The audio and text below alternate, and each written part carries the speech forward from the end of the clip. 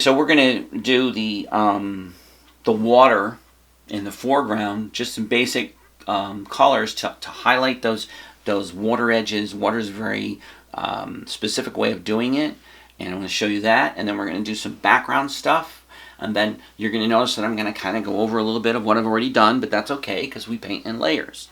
We do the background and then the foreground. So we did the background here, and then we did the background of the animal, and now we're doing a little further closer to you the details of the water, and then we do more on top. So we layer it, and that's the way you work with this, because you want to build on the image. So let's get started with the water. I'm going to use a medium 1-inch brush. If you feel more comfortable with something a little smaller, that's fine. So this green color is what is going to make the water look real. And so we want to get our dark colors and our light colors so we have that contrast. We want to get the line of where the water is going to end and the land is going to begin. So we're going to do our horizon line. We're going to start out with a darker color. Put a little black in that green. We want to tone it out. We don't want... Solid colors are always bad. You always want to kind of mix in another color to kind of tone it out, to just bring familiarity from the other colors in the painting. So that's why I'm going to add a little bit of this orange into my color green, so it's going to bring that familiarity of the color. So they belong together. That's like the same family. So I'm going to get the line that where the land is going to meet the animal. And that's that water line. And then with a little bit more water. And I'm just going to kind of bring in some colors. It's darker toward the bottom here. So we're going to kind of bring in some more color down here. You want to really fill the brush.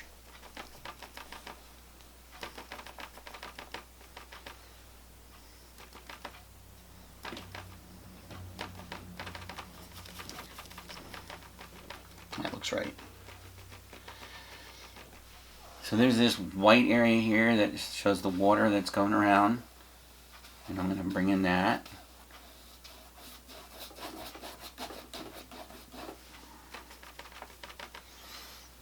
You get like rings of color going around.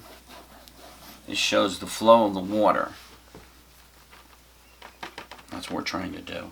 And then you do that with a line, and you keep everything in the same direction. You don't want to change your direction.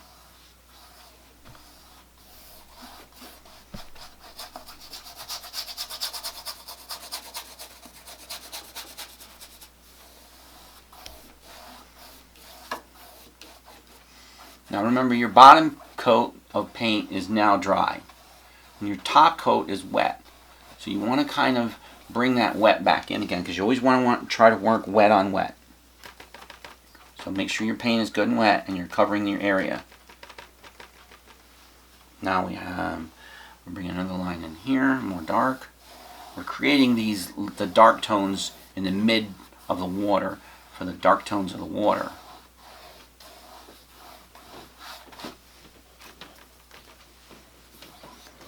And remember, I'm not painting this.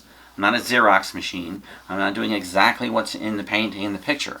I'm creating my own painting. So if you want to change your water, you want to do something different, that's okay. It's actually better.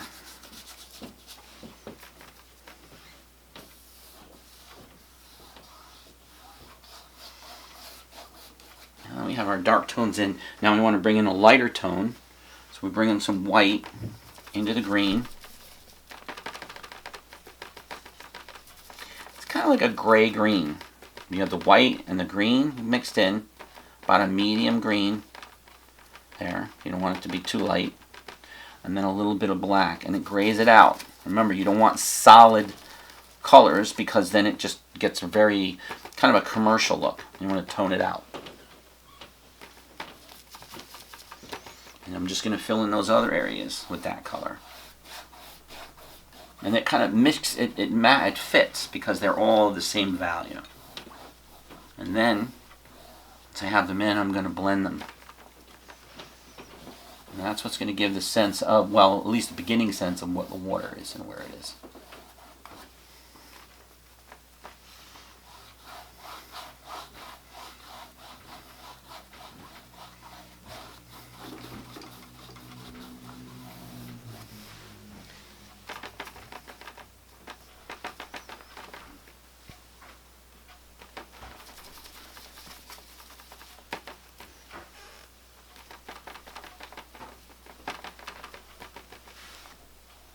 You can see once the stripes are in, there's going to be a need for the colors of the animal to be included in the water, because it's going to reflect its color into the animal, into the water. And we'll do that and later on. Right now we're just getting the basic layout of the water.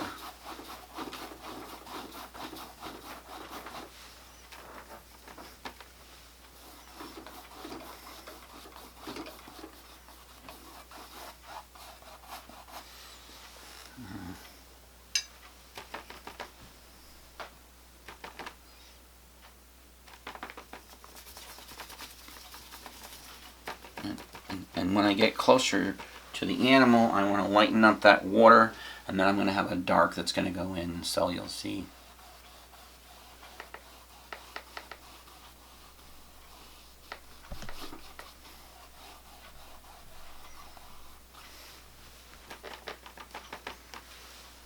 So this is that highlight. It shows the beginning of the water curve.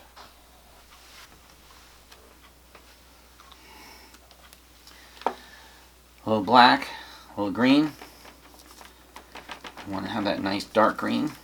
That's what's going to give us that. And we have the gray kind of a green color. And that's how we're going to bring in those dark colors into it. And that's what's going to bring this out.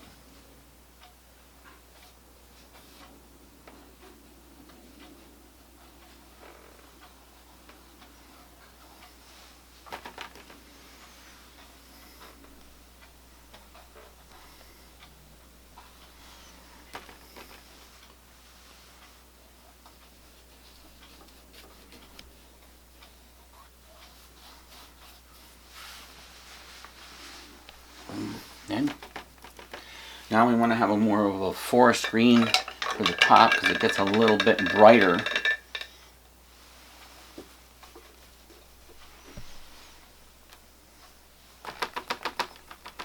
We're going to add some white, really brighten that up.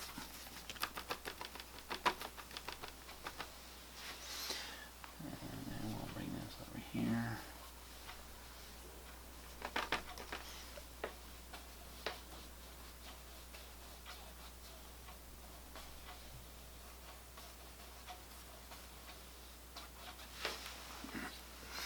Now go in with a light, really like a lot of white. Really want to brighten it up now.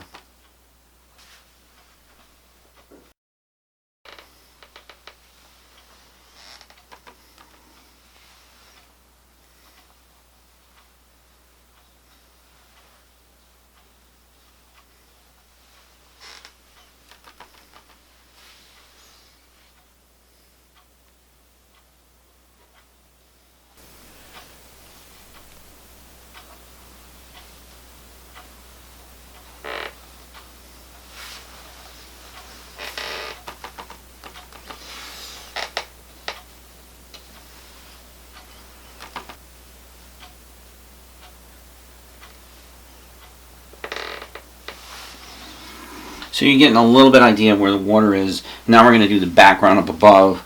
And I like to switch with a little bit more yellow so that it's going to look, you're going to have the difference. It brings out that difference between the two values. And so I'm going to use kind of a yellow hue. It is, let me see, like a Naples yellow.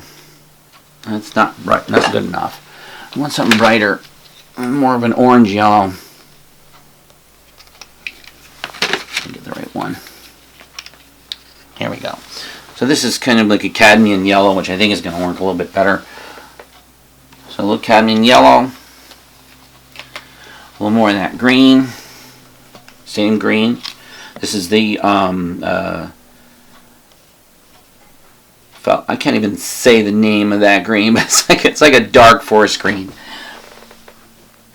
I always give these fancy names. And that is the two colors we're going to use to get this background above, right? Start out with this bigger brush.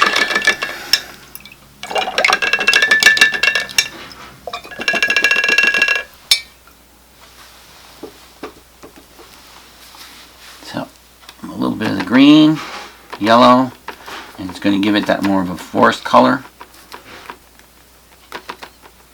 And then a darker color. So we want to have it to go from dark to light, because we want to bring the light in the middle and the dark at the top. So we're going to bring that dark color up in the top. It's going to separate the land from the water, and that's the idea, is to change the value of the color a little. I might need more of this green.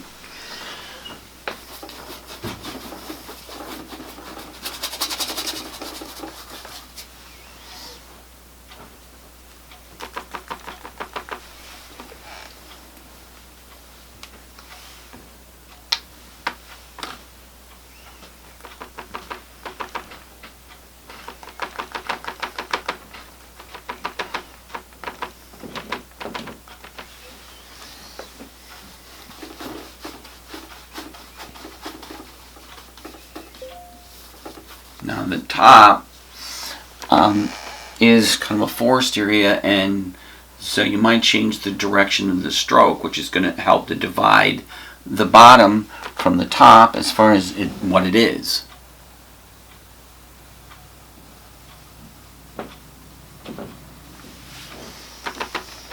This is a really casual stroke to create that line between the animal and the background.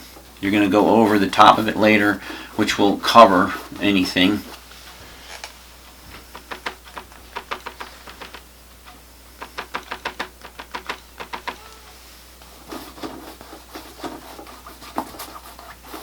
But you want to get the entire area wet with paint.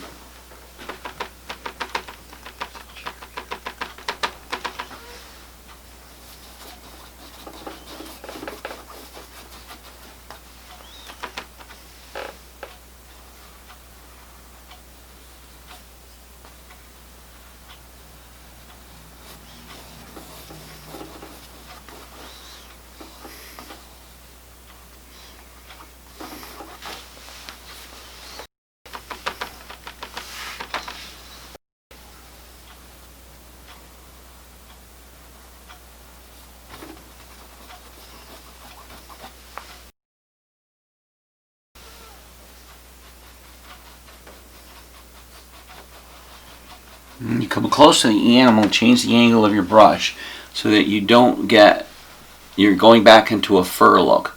So you want to kind of change the angle when you get close to the animal. You see how I did that? Was I just changed the angle, and then it cuts into it more. So you get kind of a fur look at the end. And we'll work on that more later once we get to the next level. And now I want to get a little lighter.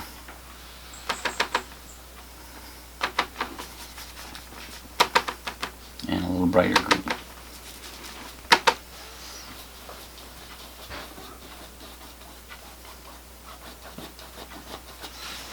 So yeah, the whole area has got a little wet to it. So now you can add other things, and this is blurred.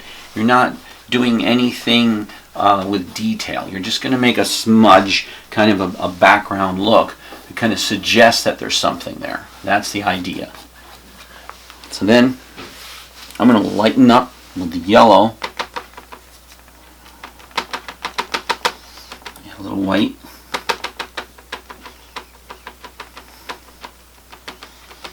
and there's like little branches that are coming up. Show that there's something a little bit. They kind of overlap. That's all you're really doing. You're just kind of suggesting that there is some type of plant there. You might do a few more. Now, remember, it's not what's in the painting or the photograph, but we're changing it for our own purposes. We're adding things that we want to add to give the painting a little more look, a little more interest. Let's say I might want to see something else that came from here. So it gives you something to see in the background. Then I want to take a darker color, because maybe there's some things there's some dark shadows inside. So I'm going to add a little black, really darken this up, some green, and I'm going to add some shadows in there to show that there's some deep areas that aren't really seen. You can't really tell what they are. So I'm going to have like something like this, There's some other dark colors that come in here. Maybe there's something here. And it kind of brings out, you know, that area. It shows you there might be something, a dark shadow that you can't really see what's going on. Then maybe a little here, not too much above. And that kind of brings out the animal. There's the fur. And it divides it.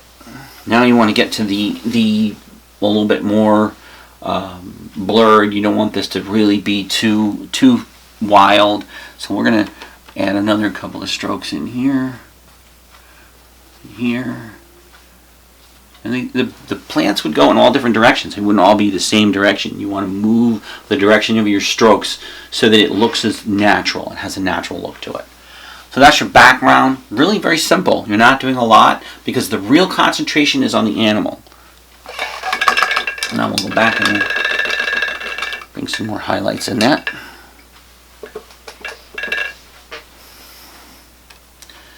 This grayish green, light color.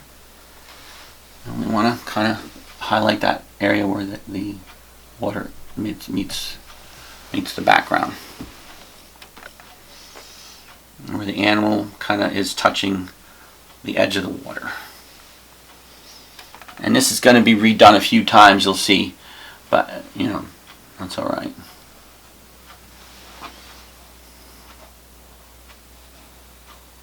There we go. Now take your time. If it doesn't look exactly like mine, that's okay. This is a beginning background. You're going to get to this point. And the good thing about acrylics is you can always paint over the top. So if you don't get it right, you can always try again. And you keep a good supply of Tathium white for mistakes. I call it God's eraser. So don't worry about it. You can always go over the top and you can always fix. And that's the first layer of the background. We're going to go into even more detail. But then we're going to get into doing the lion and the details of the lion. And thank you for watching this session.